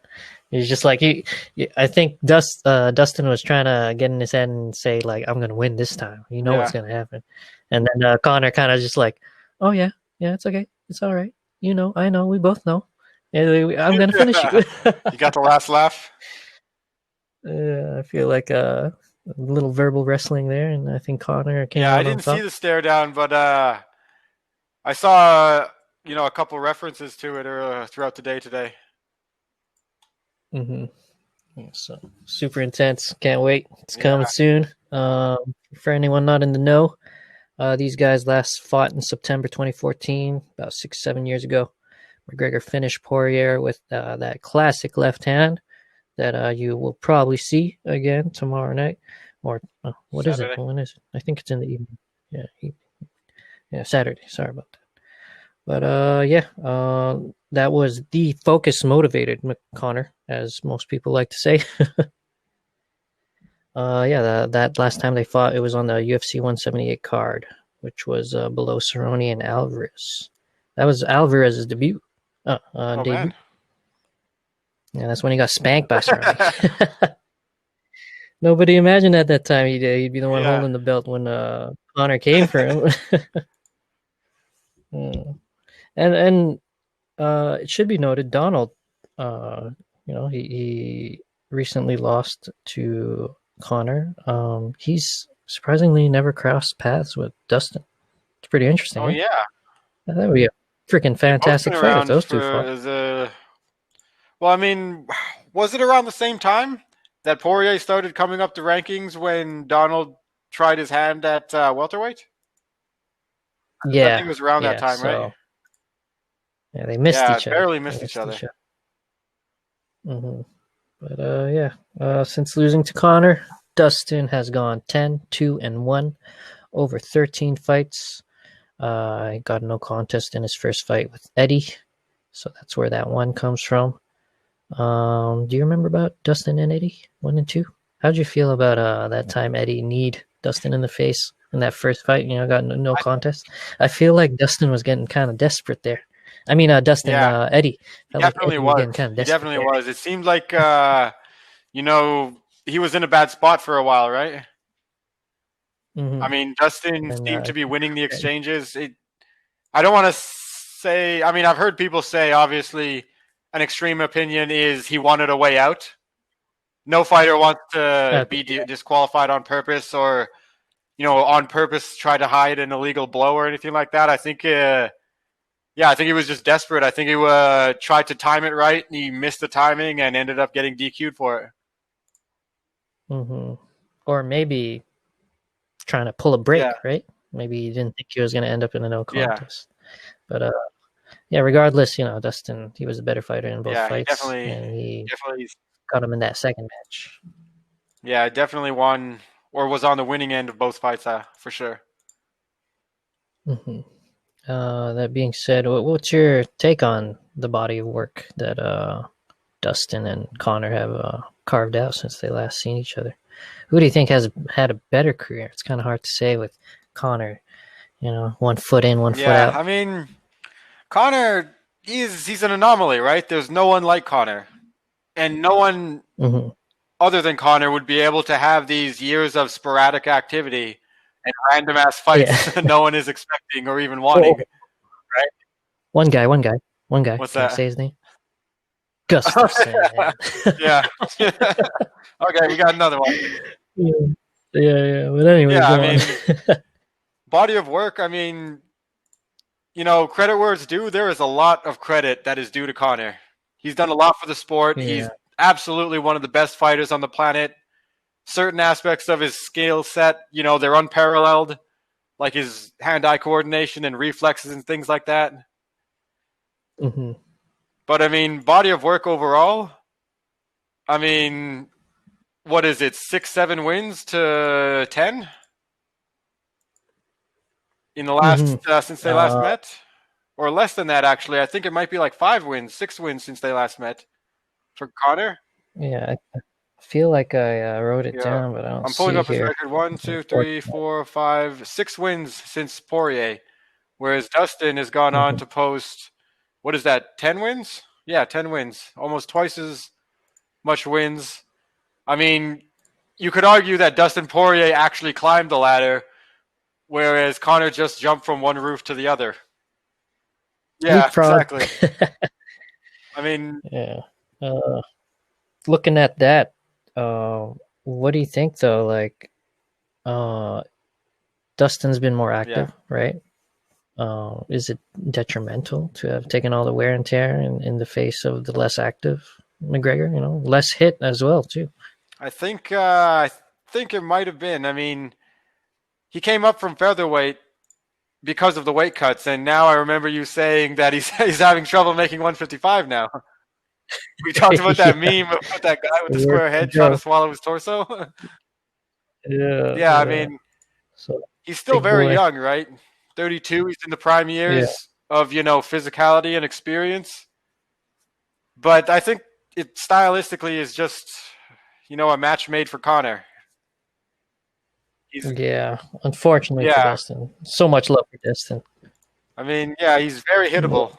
I mean, he took 150 strikes, I think, give or take, against Hooker. He gave more than that, but most of those, or the majority, was in the first and second round, and those are the absolute rounds you do not want to get hit by Conor. Exactly.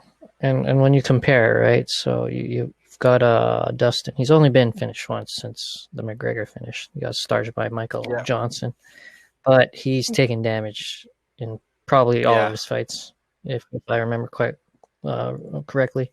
As you said, the war with Hooker, had that hard fight with Khabib, hard fight with Holloway, 2 hard fights with Eddie, hard fight with a pre-patient Deji, Pettis, Jim Miller, Joe Duffy, like all hard fights. And then you got McGregor, right? He took most of his damage with Nate, and then a little bit of damage with Khabib and Chad Mendes, 2 years I guess. of time to heal up too, to rest. Yeah.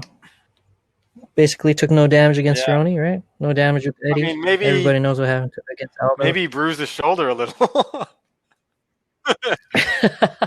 Sorry, I'm sorry, Donald. Please on my shoulder here. Please just don't block me on IG. Oh man, let's hope he doesn't. I mean, all due respect, you're a legend. He's cool though. Even if you met him in an elevator, maybe he's just like, "Hey man, come on, man." Yo. Another brief intermission there. Yeah. What's the last thing you heard though? I don't know. I kind of grabbed a drink, made some toast, if you catch my meaning. Yeah, it's all good. I think we were closing on a prediction. Yeah. What would your prediction for this one? It seems pretty obvious on paper. MMA math doesn't always work. Yeah. But what are you seeing here? I would honestly say I love Dustin. He's one of my favorite fighters. Mm-hmm. But I think Conor's going to make good on his promise to knock him out inside of a minute. Maybe not a minute. Maybe not a minute, but first round, I would not be surprised at all. Mm-hmm. Mm-hmm. And I would have to agree, man. It's just knowing Dustin. I love him as a fighter and a person as well. Any newer fans, he's got his own charity foundation. Go check him out if you want to find out about that. But all that being said, Conor, he's a sniper. We saw what happened in the first fight. I'm not sure anything different will happen in their next fight, even though it's 6 or 7 years apart from each other. I'm also going to take Conor by first round KO. And he might get that done in a minute. We'll see. Yeah, I mean, I wonder how much money you'd win if home and Rousey this thing, pick Dustin Poirier, win No by kidding, first eh? round high kick. That would be fantastic. Oh man. If he does pull out the upset, Dustin, grits it out, maybe brings Conor into the championship rounds and maybe submits him. Who knows? We'll see. That'd Yeah, be exciting too, right? yeah. I don't know if he can though. I mean, you gotta put the pressure on Conor in order to drag him out there. If you let Conor Yeah, just stay at range, you're not gonna have any gas tank problems. He's not gonna get exactly. tired. Yeah. And And Conor has underrated takedown defense. That guy knows how yeah, to stay on his feet and yeah, it get back definitely up to does. it. Hmm.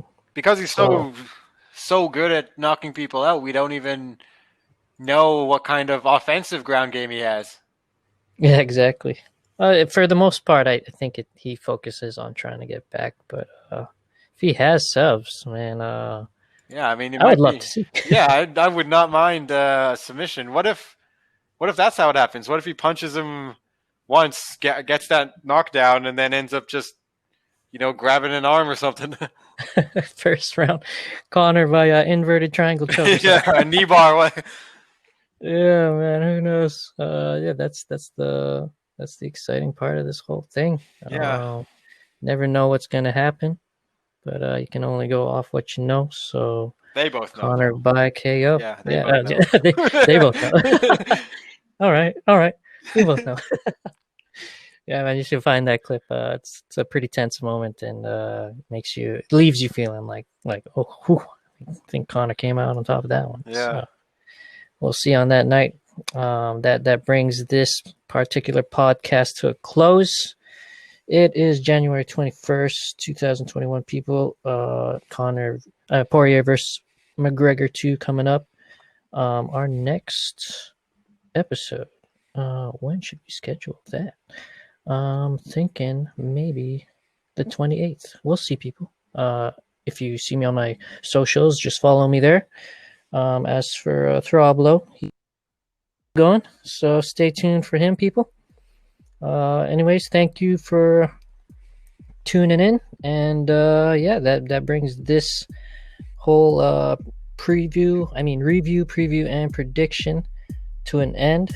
This is the Hespect MMA podcast. And got any final words there, Throb? No, we're good, man.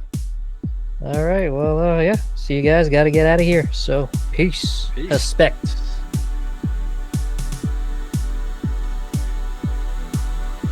Hey, thank you so much for listening in on today's episode of the Hespect MMA podcast. If you'd like to connect with me and discuss your own responses over anything MMA related, come follow my Instagram or Twitter at Hespect MMA Pod. And for those of you listening in via YouTube, remember to hit that like and subscribe button to show some continued love and support. Appreciation to you, and tune on in the next episode. Much Hespect.